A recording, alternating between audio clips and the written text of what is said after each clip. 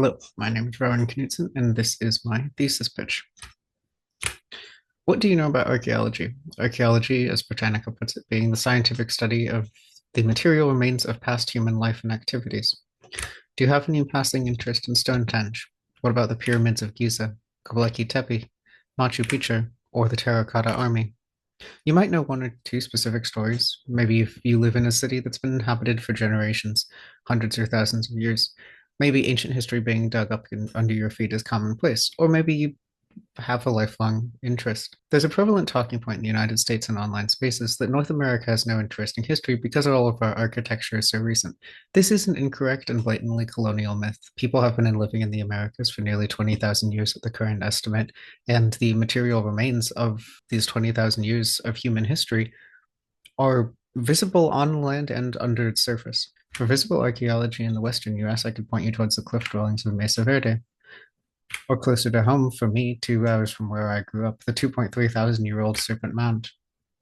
The land of the United States is full of beautiful visible remnants of those who became before, as well as countless things waiting to be discovered. The problem as it stands in the US and everywhere in the world to some degree is that we cannot preserve and protect everything. We will never know everything that has been lost. We will never know everything that we have the potential to still find. According to the Colorado Historical Society, human action is one of the biggest threats to archaeological sites in the United States.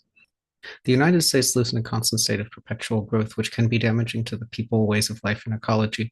As we build, more and more gets displaced and destroyed. Corporate and financial interest threatens preservation and the speeds that it inevitably needs to grow at the pace that money demands.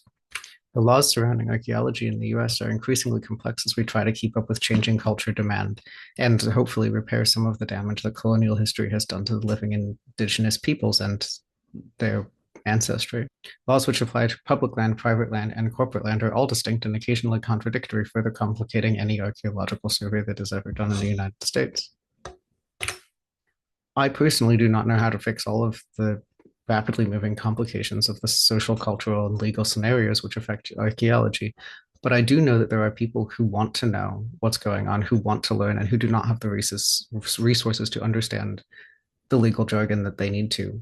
These are the people that I want to help. Ultimately, as I see it, many problems stem from the fact that disturbance of the land is managed by large entities fueled by profit, fast pace, and very little interest in the average person or what they want, as well as very little interest in the land. Archaeology, however, when done correctly, can be a long and tedious process with which the average American knows very little about. Here's where my product comes in.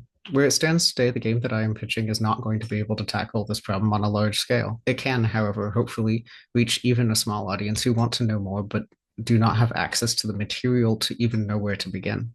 This game will be a web-based simulation game using adaptable narrative progression through problem-solving scenarios based on real-world examples. It has the intent of enhancing understanding, problem-solving skills, and interpersonal communication between impacted parties, and it is aimed at anybody with an intrinsic motivation to understand what archaeology is and how it relates to them. So what does this mean practically? My primary audiences are adults who are private landowners, beginners or professionals in the archaeological field, or a general public with a motivation to learn, mostly in that order. I currently plan to have 3 categories of scenarios in my final product, which are geared towards 3 different audiences, but all of which together make a more holistic view of how archaeology functions in the United States. This first scenario will be the opportunity to play as a landowner who must tackle corporate, state, and scientific interests, all competing for their land. This will start small and walk through various entities and ways that they can interact with private land ownership in the United States, as well as the laws that govern and complicate all of these interactions. The second set of scenarios will allow the player to take on the role of an archaeologist. Using visual gamified representations of the actual act, they will interact with what the phase states of an archaeological survey look like, their purposes, and the details of different excavations, such as the ones that I showed my own photos of a couple slides back. My third scenario is less of an adaptable simulation and more of a lesson than the others. This allows players to experience the history of certain sites, cases, and controversies with the unique perspective of putting yourself into the places of the people who shape history, study it, and show us how it helps us understand our present. Each of these scenarios follows my ultimate goal of providing an average person living in America with a better understanding of what archaeology means, how it might relate to them, and hopefully offering enough of an introductory educational experience that they will know where to begin when continuing on their own research. Though I'm starting small, my goal is to give people with an intrinsic motivation the tools that they need to apply knowledge back to their own everyday lives. My hope is that my audience can use this foundational groundwork to go on and make a larger impact in their own way on preservation and understanding of how our history shapes our present.